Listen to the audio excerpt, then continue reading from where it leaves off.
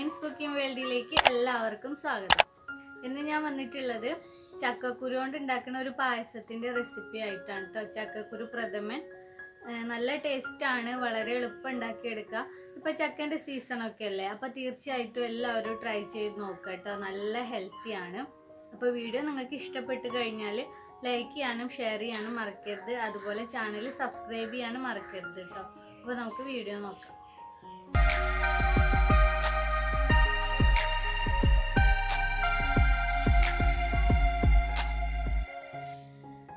അപ്പോൾ പായസം ഉണ്ടാക്കാനായിട്ട് ഞാൻ ഇത്രയും ചക്കക്കുരു ആണ് എടുത്തിട്ടുള്ളത്. ഇതിൻ്റെ മുകളിലുള്ള വെള്ള കളറിലുള്ള തൊലിയൊക്കെ ഞാൻ എടുത്തു മാറ്റിയിട്ടുണ്ട് കേട്ടോ. എന്നിട്ട് നന്നായിട്ടൊന്ന് കഴുകി മാറ്റി വെച്ചേക്കുവാണ്. ഇനി നമുക്കിതൊന്ന് വേവിച്ചെടുക്കണം. അതിനായിട്ട് ഇപ്പോൾ കുക്കറിലേക്ക് ഞാൻ ഇതിനെ ഇട്ടിട്ടുണ്ട്. ഇനി ഇതിലേക്ക് ഏകദേശം ഒരു കപ്പോളം വെള്ളം കൂടെ ഒഴിച്ചിട്ട് ഇതിനൊരു 4-5 വിസിലൊന്ന് അടിച്ചെടുക്കുക കേട്ടോ. ഇപ്പോൾ ചക്കക്കുരു വെന്ത് വന്നിട്ടുണ്ട് കേട്ടോ. ഇനി ഞാനിപ്പോൾ ഇതിനെ മിക്സിയിലേക്ക് മാറ്റുകയാണ്. എന്നിട്ട് ഇതൊന്ന് നന്നായിട്ട് പേസ്റ്റാക്കി അരച്ചെടുക്കണം കേട്ടോ.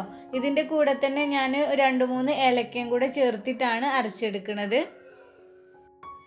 അപ്പോൾ അതാ കണ്ട ചക്കക്കുരു ഒക്കെ ഞാൻ നന്നായിട്ട് അരച്ച് പേസ്റ്റാക്കി ഇവിടെ മാറ്റി വെച്ചിട്ടുണ്ട്. ഇതിന് കൂടാതെ ഞാനിപ്പോൾ തേങ്ങാപ്പാൽ എടുത്തിട്ടുണ്ട്.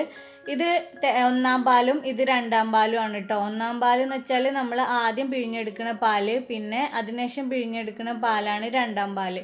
അപ്പോൾ ഇതെല്ലാം മാറ്റി വെച്ചിട്ട് നമുക്ക് പായസം ഉണ്ടാക്കാനായിട്ട് തുടങ്ങാം. അതിനായിട്ട് ഇപ്പോൾ ഞാൻ പായസം ഉണ്ടാക്കുന്ന പാനിൽ നമ്മൾ അരച്ചു വെച്ച ചക്കക്കുരു ഇട്ട് കൊടുത്തിട്ടുണ്ട്. ഇതിലേക്ക് ഇപ്പോൾ ഞാൻ തേങ്ങയുടെ 2-ാം പാൽ ഒഴിച്ചു കൊടുത്തിട്ടുണ്ട് കേട്ടോ. ഇനി ഇതിലേക്ക് തന്നെ ഞാൻ ശർക്കര പാനി ഒഴിച്ചു കൊടുക്കുകയാണ്.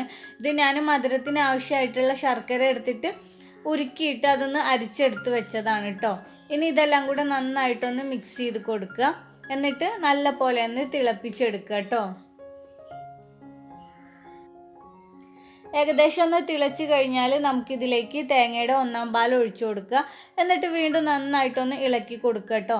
ഇനി 1-ാം പാൽ ഒഴിച്ചു കഴിഞ്ഞാൽ കൂടുതലായിട്ട് തിളക്കാനായിട്ട് നിൽക്കരുത് കേട്ടോ. ജസ്റ്റ് ഒരു തിള വരുമ്പോഴത്തേക്കിന് നമുക്ക് ഫ്ലെയിം ഓഫ് ചെയ്യാം. അപ്പോൾ ഇതാ കണ്ടോ, ഇത് തിളച്ച് വരാനായിട്ട് തുടങ്ങിയിട്ടുണ്ട്. അപ്പോൾ ഫ്ലെയിം ഓഫ് ചെയ്യുകയാണ് കേട്ടോ. ഇനി ഇതിലേക്ക് നമുക്ക് കുറച്ച് കാഷ്യൂ നട്ട്സും റൈസിൻസും ഒന്ന് ഫ്രൈ ചെയ്ത് ചേർക്കുക. കുറച്ച് നെയ്യിലൊന്ന് വറുത്തെടുത്താൽ മതി. അപ്പോൾ അതും കൂടെ ചേർത്ത് കഴിഞ്ഞിട്ട് നന്നായിട്ടൊന്ന് ഇളക്കി കൊടുക്കുക കേട്ടോ. അങ്ങനെ ഇപ്പോൾ നമ്മുടെ ചക്കക്കുരു കൊണ്ടുള്ള പായസം റെഡി ആയിട്ടുണ്ട്. ഇത് നല്ല ടേസ്റ്റാണ് കേട്ടോ, അതുപോലെ തന്നെ ഹെൽത്തിയുമാണ്. അപ്പോൾ ഇപ്പോൾ ചക്കയുടെ സീസണൊക്കെ ആയതുകൊണ്ട് തന്നെ ചക്കക്കുരൊക്കെ ഇഷ്ടം പോലെ കിട്ടും.